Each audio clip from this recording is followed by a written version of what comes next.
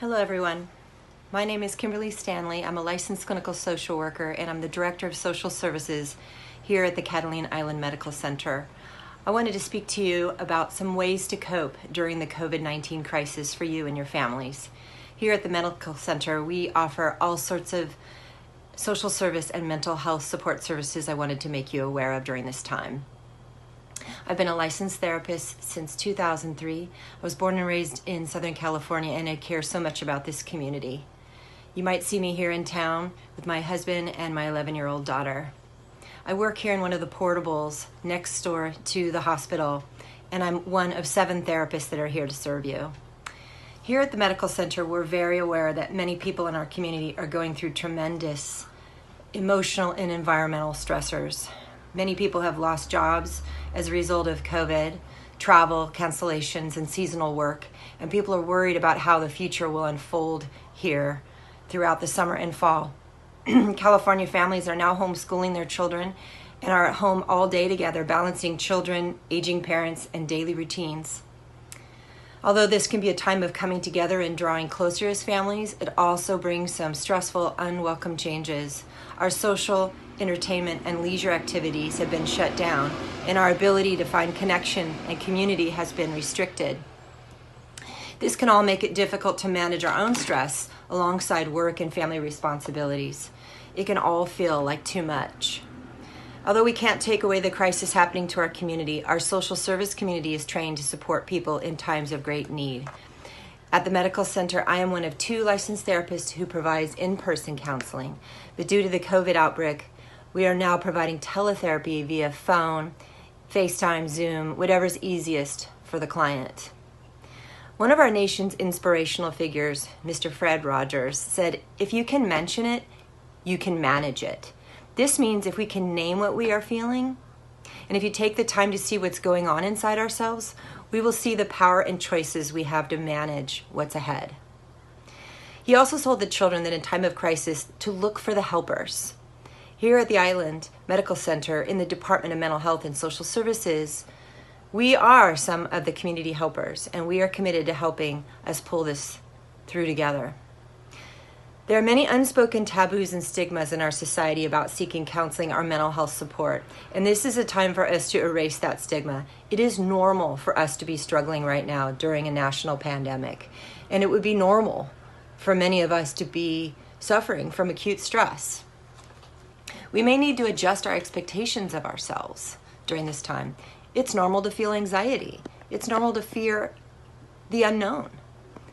All of this is unwelcome, for the most part, change. And this loss that we're feeling is grief. Grief is a normal reaction to a loss or a perceived loss or change. And grief takes energy, and we may feel exhausted. I want to talk a little bit about grief and some of the normal stages of grief when we go through a crisis, loss, or change, especially an unwanted change. Sometimes even a wanted change. These are some of the steps that we may go through, and not necessarily in this order, and they may also come in waves. We might feel some before the other, and we might not even be aware that we're grieving. So I wanted to explain a little bit about each stage. So denial shock, if we look at the COVID crisis, would be, I can't believe this is happening to me. This is really not happening. This seems surreal. Do I really need to take this seriously? Or maybe minimizing the crisis, or not taking steps that may need to be taken, or just being in shock and sort of disbelief as we're watching this unfold in the media. The next step may be anger, mad about all the consequences that this may be causing to you and your family, financial losses, concern, and fear and anger about what is happening to the economy, what is happening to our local economy, how it's affecting our children, closing schools, having to homeschool, all the effects that it's having on us right now. Bargaining. Couldn't something have been done before to make this better? What could we do differently? What could I do to change this? This is not really happening the way it is. And finally, setting in of depression, Some people may have symptoms of depression that are more serious than others, but everybody's experiencing loss, and that can affect depression, which would also look like changes in sleeping or eating habits, inability to function as well, isolation, in which everybody's isolating right now, lack of interest in previous activities, low mood. Sometimes with males we see a lot of irritability. Acceptance and hope. If we can get to this phase of acceptance of the what is, it may provide us a little more hope in what we can do about it and what each person can do to help protect themselves, protect the community, and to serve one another right now. The final stage that's being talked about right now in grief literature is this finding meaning stage. And that's where each person is finding their own meaning through this crisis, and also as a community, how we can find meaning together. Maybe this will draw us together in ways we've never been drawn together before. Maybe people will begin considering more online platforms than they ever have before, just as we're doing in serving mental health, finding new ways to connect with one another, learning to get outside and spend time together that we hadn't done as much together on walks or in activities at home that we might not have enjoyed before, such as taking up a new hobby. What is the meaning that we're going to find together? Finally, I want to talk about another phase of grief, or a component of grief, is anticipatory grief. And that is a fear of the loss of the future, the way that we thought it would have been, or our expectations or dreams of the future. Fear that those things may not happen. Fearing what might happen to the economy, or fear of the dreams of what you might have had for your summer vacation, or all the things that you had in mind that now are not happening. Hi everybody, I want to introduce you to Kathy Cogger, our licensed clinical social worker here on staff. She is one of our in-person therapists and is located in Portable C and is currently providing teletherapy online and phone during the COVID crisis. So I wanted you to meet her. Kathy, why don't you tell us a little bit about yourself? Thank you, Kymberlee. I'm really excited to be here to be a support to the community. So I work with kids and adults. I provide play therapy, mindfulness, kind of whatever the client needs. And you can reach me by calling the clinic, and they can patch you through to my extension. So I look forward to hearing from you if you need help. Okay, I'm so happy to introduce Janaea Dominguez. She's an invaluable part of our social service team. I'm going to have her tell you a little bit about what she does with us. Hi, yes, as Kymberlee mentioned, I'm a social worker here at the Catalina Island Medical Center. I've had the privilege of doing that for the past 5 years. Right now, during the coronavirus crisis, I am offering unemployment help, Medi-Cal help, CalFresh or food stamps, and really any other social service need you might have. To reach me, you call the clinic, 310-510-0096, or I do have a direct line, 310-510-5142. Happy to serve you. I am so happy to introduce, this is Patty Mogado. She's our bilingual social services assistant here at the clinic, and we are happy to have her. Why don't you tell us a little bit about what you do, Patty? Hi, so like Kymberlee said, my name is Patricia Mogado, and I am a social services assistant at the medical center. And I do much of what Janaea does, help applying for Medi-Cal, for disability, unemployment benefits, or any need our community may need. I also offer the same services to our Spanish-speaking community. So you can reach me at the clinic at 310-510-0096, and they will find a way to connect you with me, or you can reach me at my direct line, which is 310-433-1058.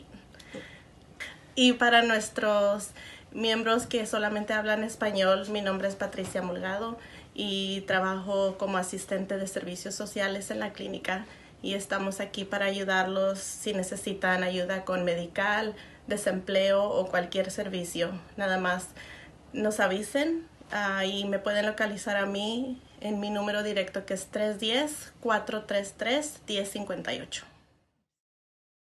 All right, I'm happy to introduce Andrea Olson. She's an MFT associate and working on our team. And during the COVID crisis, she's currently providing telephone and virtual support for women, talking about healthy relationships, education, resource management, our community. She's a wealth of knowledge. We're happy to have her on board, and I want her just to say a bit about what she's currently doing right now. Hello, I'm Andrea Olsen, as Kymberlee said, and I have been a full-time resident here on the island for 4 years, and I am currently on the board of the Catalina Island Women's Forum and the co-chair of the Domestic Violence Committee with the Women's Forum, and I'm happy to help the community in any way they need, and I can be reached at 310-510-5159. Perfect. Thank you so much. We're so glad you're here, Andrea. Thanks. This is Audie Casillas. She's our case manager for Senior Services in-Home Help Program. Hi, I'm Audie. I grew up here on Catalina Island and I'm now working for the Catalina Island Medical Center as the case manager for our senior home help program. Right now with the COVID-19 outbreak, we are still providing home services for our seniors. They are door side, but we are just checking up on our seniors, seeing how they're doing, seeing what errands we can help them with. Essentially, we want to see if we can help them with picking up their prescription, helping out with their groceries, getting their mail, helping with laundry, getting all of their essentials to make sure that they're not leaving their homes and they're staying safe during this time. I'm really happy to be working with this team and I look forward to what we have in the future. Okay, I want to introduce to you Dawn Sampson. She's the Director of Teletherapy Services here at the clinic and supervises the 5 teletherapists. Hello, my name is Dawn Sampson. I was raised here in Catalina and my kids were raised here, and I used to work here at the hospital for quite a while, and now I am the owner and CEO of Teleconnect Therapies. We provide telemental health services to 12 little rural clinics throughout California, similar to Catalina Island Medical Center. And we do have 5 of our therapists that are working here at CIMC through telehealth. During this COVID-19 crisis, we are providing services in patients' homes through either teletherapy or through telephone. And typically, we provide those services in the clinic, but we've had some flexibility to be able to work in patients' homes, which is a wonderful way to keep people safe and still provide them the care and support that they need. And I wanted to just tell you briefly that teletherapy has been proven over decades of research to be just as effective as in-person therapy for the vast majority of mental health conditions. And teletherapy is very well accepted by patients. It has excellent patient satisfaction ratings. So I just think that's important for people to know. So I wanted to introduce you today to our 5 teletherapists that we have providing services here in Catalina. So we'll start over here with Megan Fenyo. Megan is a licensed clinical social worker. She's an Air Force veteran. She's an author. She's founder of the International I Am Enough movement, which is a nonprofit organization. She's worked in mental health for over 15 years, and she uses various types of cognitive behavioral therapy techniques to help people to recognize how their mind affects their behavior and their well-being. And next, Peggy. Over here we have Peggy Main. Peggy is also a licensed clinical social worker. She's been a psychotherapist for over 25 years, has worked in a wide variety of settings, including inpatient and outpatient, various types of settings. Her approach is to support clients in finding their strengths and ways of dealing with issues, and she enjoys watching people grow and discover their potential. And here we have Graciela Zisman. Graciela is also a licensed clinical social worker. She's been working as a psychotherapist and a clinical supervisor for over 25 years. She's bilingual, bicultural, English and Spanish, has an experience in a wide variety of settings. She used to be the clinical supervisor for the Guidance Center, which is the organization that provides therapists to serve the Avalon school children here. And she was a clinical supervisor there for over 10 years. This is Dana Basu. And Dana is a licensed clinical psychologist, and Dr. Basu has a range of professional experiences as well. She's been with Teleconnect Therapies for all of our past 10 years. She believes that the best thing we can do when we're struggling is to choose not to struggle alone. She works hard to create a place where patients feel comfortable and can work together to create the changes they want to see.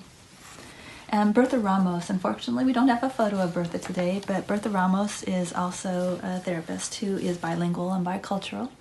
And Bertha works with patients of all ages, has a number of years of experience in working particularly with children and families, and she uses a range of therapeutic techniques to help patients to achieve their goals and to reach their full potential.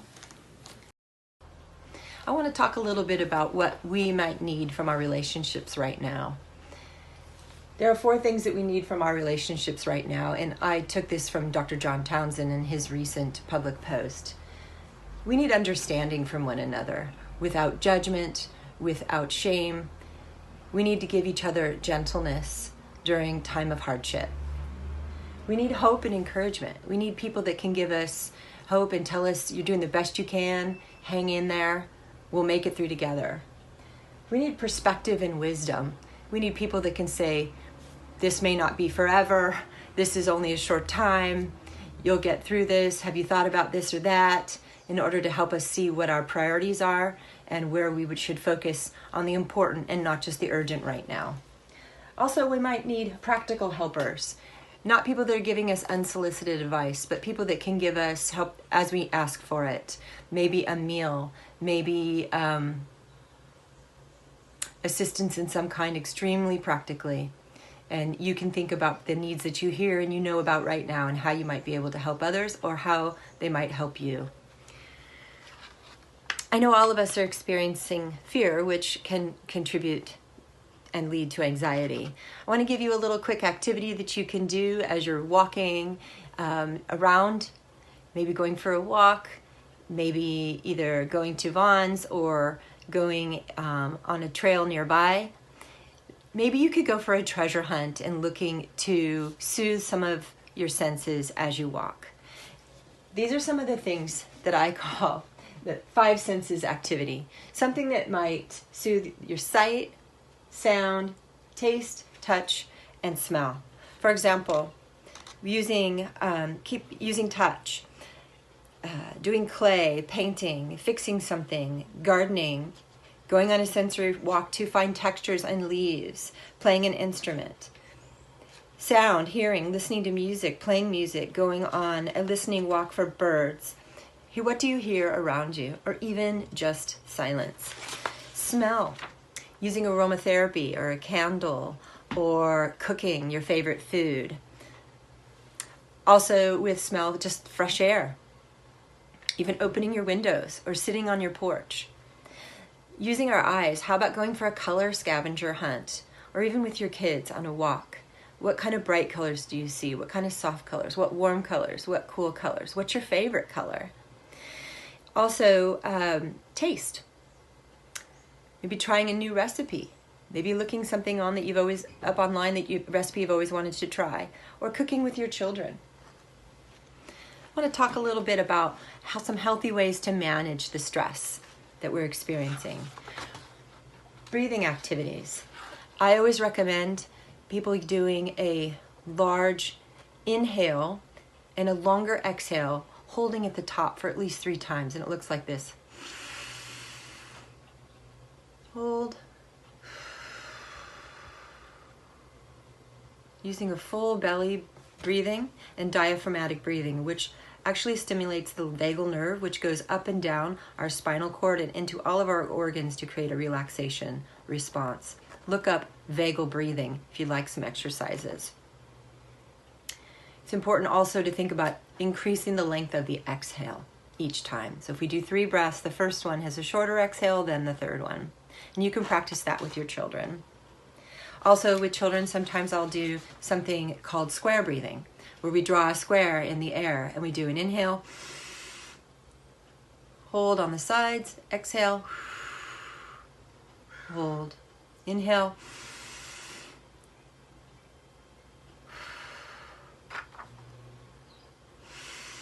so we're doing inhales and exhales, and on the sides we're holding.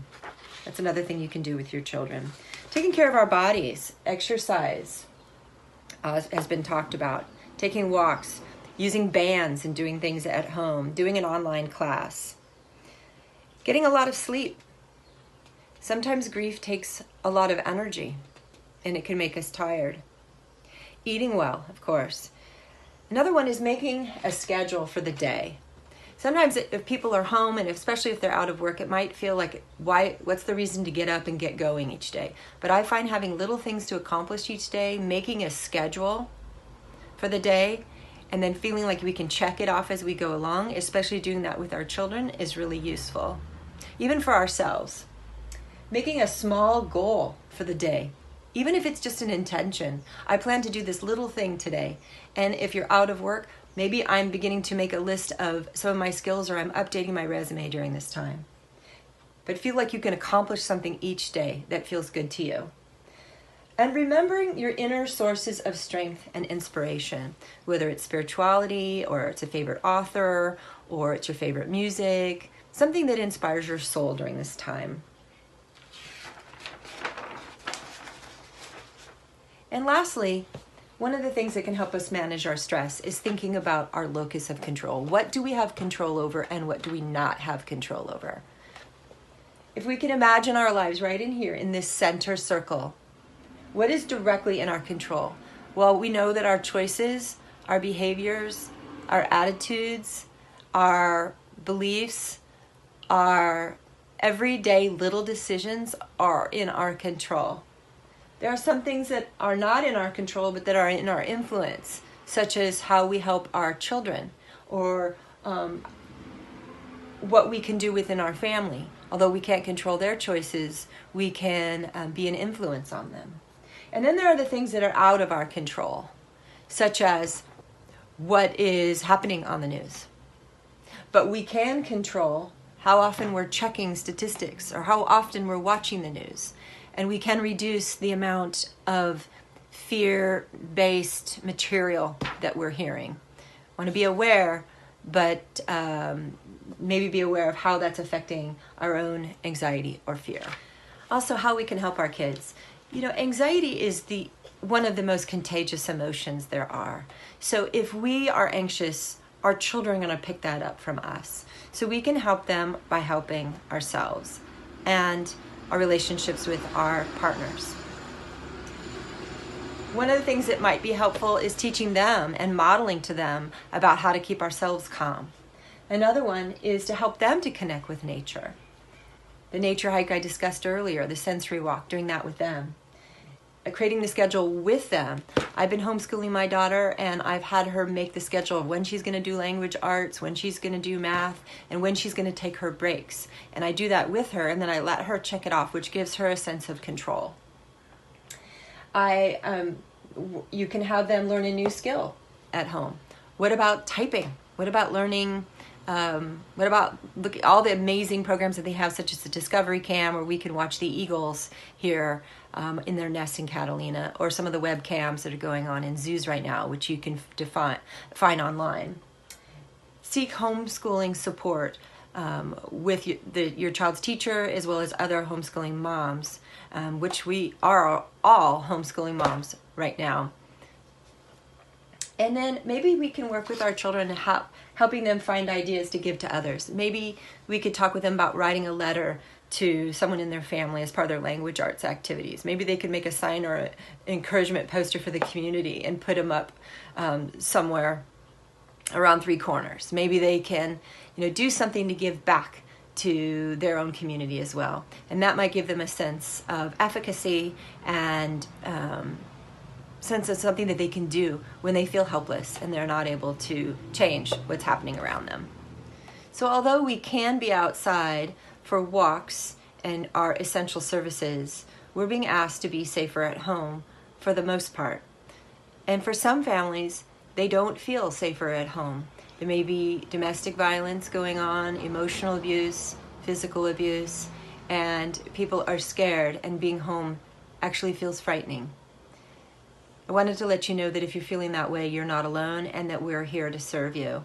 There are many hotlines that you can call. You can also call the clinic, and someone can schedule an appointment with you right away. I wanted to give you some important numbers. There's a mental health hotline, this number that you can call for any resources and referrals for support all over the mainland. National Domestic Violence Hotline, to call at any time to make sure and support you through safety, getting to safety. There's also the Suicide Prevention Hotline if you're not feeling safe with yourself right now, And if you're having thoughts of hurting yourself, I want to encourage you to reach out as soon as possible. We work together with these service providers. We are a service provider, but there is so much more available to help us. Talk to somebody. And finally, I was thinking, so much of what happens to us is determined by our perceptions and our attitudes in the midst of difficulties. And I thought, what if just for fun I rethought of a different acronym for COVID for Catalina, and I came up with this. What if COVID is Catalina Island's opportunity to be very supportive in the midst of difficulties? That'll show our character and will determine our future. Okay, so who to call? What do you do if you feel like you need help? Need help coping? Call for an appointment, Catalina Island Medical Center. Here's our main number. They can transfer you to Janaea or Patty, who speaks Spanish, for scheduling of mental health services, both for telehealth or in-person therapists that are now doing telehealth or teletherapy. Also, ask for Janaea or Patty, as I mentioned, and Patty speaks Spanish and can take any calls for that. We have 2 bilingual therapists that can serve you, as well as our psychiatrist, Dr. Ellers, is also bilingual. And I speak enough Spanish to work with parents, but I often will use Patty to help me assist. I hope all is well. Thank you so much for the ability to speak with you.